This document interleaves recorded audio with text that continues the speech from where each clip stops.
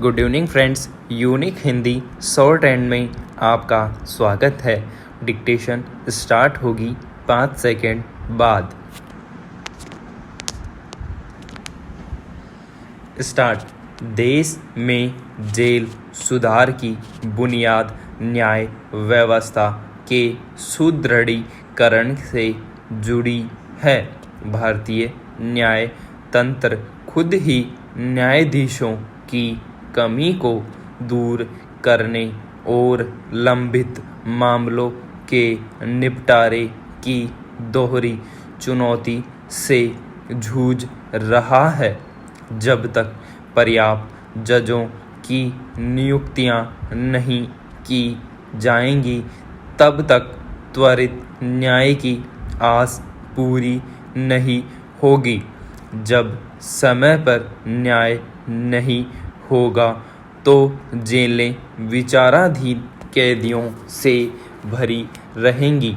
भारत की जेल व्यवस्था कैदियों की भीड़ को सीमित करने, जेल कर्मचारियों की कमी दूर करने और पर्याप्त संसाधन जुटाने जैसी समस्याओं से जूझ रही है।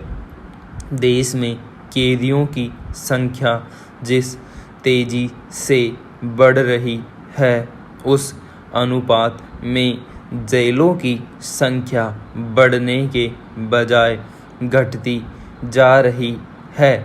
राष्ट्रीय अपराध रिकॉर्ड ब्यूरो की भारत जेल सांख्यिकी 2019 रिपोर्ट के मुताबिक 2016 में देश में जहां जेलों की संख्या 1412 थी, वहीं 2019 में यह घटकर 1350 रह गई।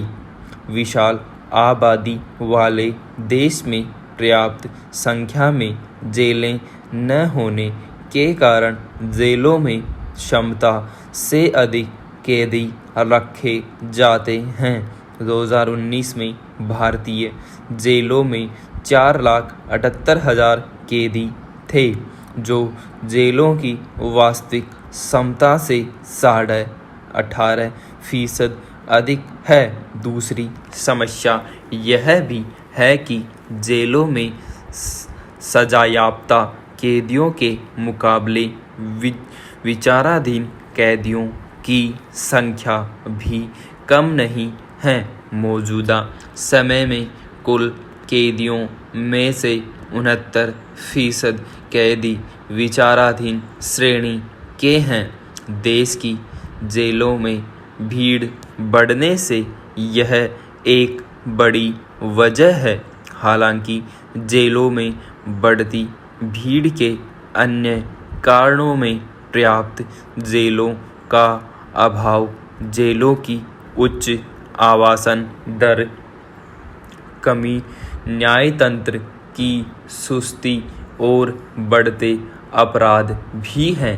जेलों में बढ़ती भीड़ कैदियों के व्यावसायिक प्रशिक्षण, शिक्षण और सृजनात्मक कार्यों और पुनर्वास कार्यक्रमों में बाधा पहुंचाती है।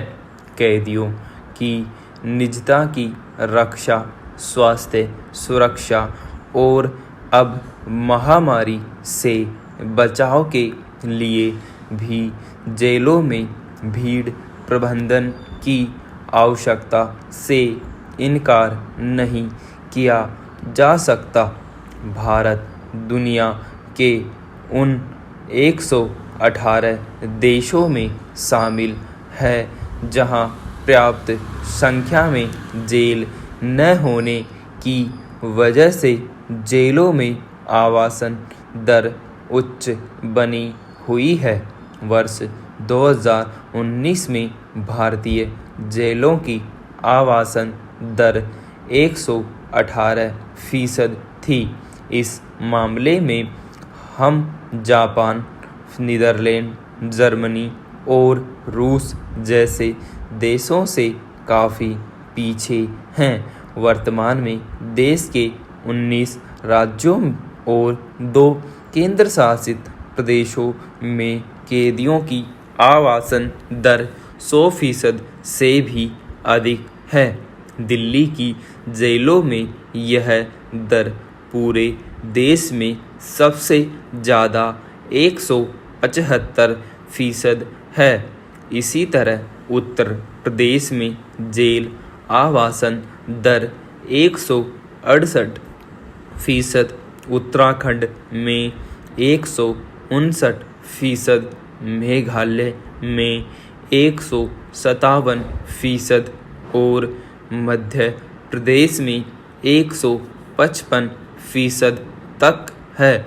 भारतीय जेलें सिर्फ कैदियों की भीड़ से ही नहीं, कर्मचारियों की कमी से भी जूझ रही हैं। देश भर में जेल कर्मचारियों के स्वीकृत 87,599 पदों में से 26,812 पद खाली पड़े हैं।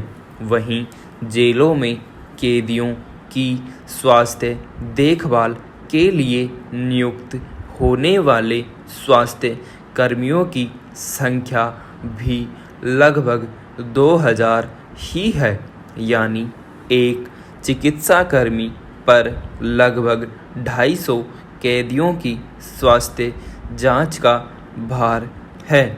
इस मामले में सबसे बुरी स्थिति पश्चिम बंगाल की है, जहां एक स्वास्थ्य कर्मी को औसतन 923 कैदियों की सेहत का हाल लेना पड़ता है।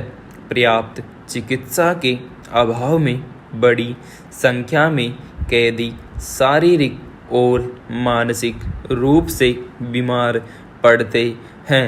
गंभीर बीमारी की हालत और बेहतर चिकित्सा के अभाव में वे अक्सर दम तोड़ देते हैं और 2019 में विभिन्न बीमारियों से देश भर के जेलों में लगभग 1,500 कैदियों की मौत हुई, जिनमें 406 कैदी दिल की बीमारी के कारण, 190 फेफड़ों की बीमारी से, 61 कैदी गुर्दे की बीमारी से, 43 कैदी एड्स से, 81 कैदी टीबी से, 78 कैदी कैंसर से और 56 कैदी मस्तिष्कघात से मरे थे। जाहिर है कैदियों के शारीरिक और मानसिक स्वास्थ्य पर विशेष ध्यान देने की ज़रूरत है। जेलों में कैदियों की भीड़ बढ़ना कोई नई समस्या नहीं है, लेकिन जेलों में कोरोना संक्रमण के खतरे के कारण कैदियों की भीड़ कम करने का दबाव है।